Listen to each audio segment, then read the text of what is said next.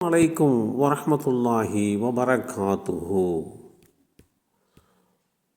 பிறருடைய துயர் தீர்ப்பது. அல்லாஹுடைய தூதர் ஸல்லல்லாஹு அலைஹி வஸல்லம் அவர்கள் கூறினார்கள், முன் சென்ற காலத்திலே ஒரு மனிதர் வாழ்ந்து வந்தார். அவர் கடன் கொடுக்கின்ற தொழிலை செய்து வந்தார். அவரிடத்திலே வேறெந்த சிறப்பான நற்காரியங்களும் இல்லை, நற்காரியங்கள் செய்ததும் இல்லை. கடன் வாங்கியவர்களிடத்திலே பணம் வசூலிக்க செல்கின்ற தன்னுடைய பணியாளர்களை நோக்கி தினந்தோறும் இப்படி அவர் சொல்வார், கடனை திருப்பி கேட்கின்ற போது மென்மையாக கேளுங்கள், அவர்கள் தந்ததை பெற்றுக்கொள்ளுங்கள். ஏழைகள் வாங்கிய கடனை திரும்ப செலுத்த இயலாதவர்கள், இவர்கள் தர முடியாவிட்டால் அப்படியே மன்னித்து விடுங்கள், அவர்களுடைய கடனையும் தள்ளுபடி செய்து விடுங்கள். ஏனென்றால் நம்முடைய விஷயத்திலே அல்லாஹ் நம்மை மன்னிக்க வேண்டும் என்று நான் ஆதரவு வைக்கிறேன் என்று கூறினார். ஒரு நாள் அவர் மரணித்து விட்டார்.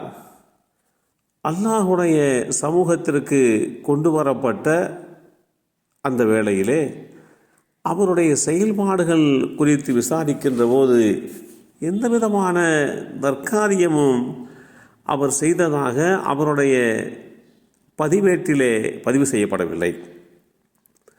தொழுதார் என்றும் நோன்பு வைத்தார் என்றும் இப்படி கடமைகள் என்று என்னவெல்லாம் இருந்ததோ அந்த கடமைகளையெல்லாம் செய்யாத நிலையிலே அவருடைய அந்த பதிவு புத்தகத்தினுடைய பதிவு தெளிவுபடுத்தியது.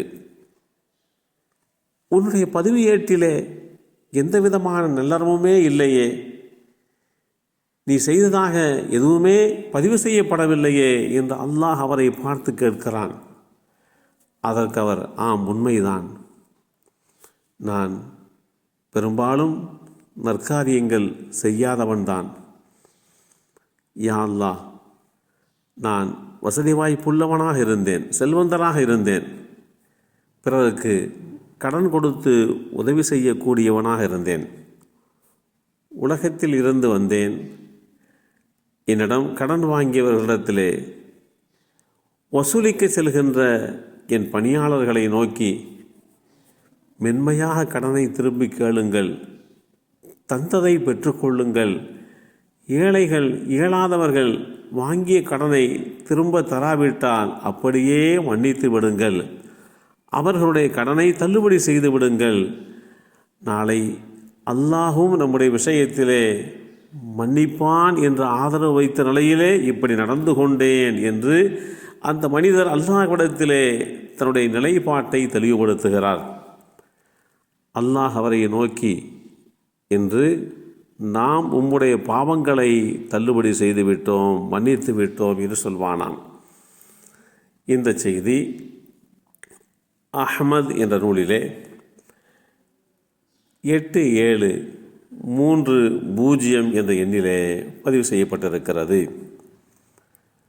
ஒருவர் வணக்க வழிபாடுகள் என்ற அந்த விஷயத்திலே குறைவு செய்து இரக்க சிந்தனையோடு பிறருடைய துயர் துடைக்கக்கூடிய நிலையிலே வாழ்ந்து வந்தார் என்று சொன்னால் அவர் அல்லாஹுவால் மன்னிக்கப் பெறுவார் என்கின்ற அந்த செய்தியைத்தான் இந்த நபிமொழி நமக்கு தெளிவுபடுத்தி காட்டுகிறது.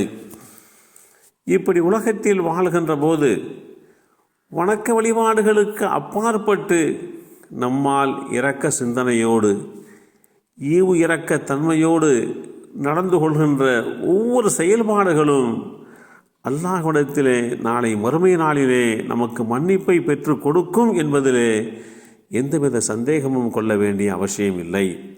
எல்லாம் வல்ல அல்லாஹு தஆலா இந்த உலகத்திலே ஈவு இரக்கமுள்ளவர்களாக பிறருடைய துயரை துடைக்கின்றவர்களாக நம்மையும் நம் சந்ததிகளையும் ஆக்கி வைப்பானாக. அஸ்ஸலாமு அலைக்கும் வரஹ்மத்துல்லாஹி வபரகாத்துஹு.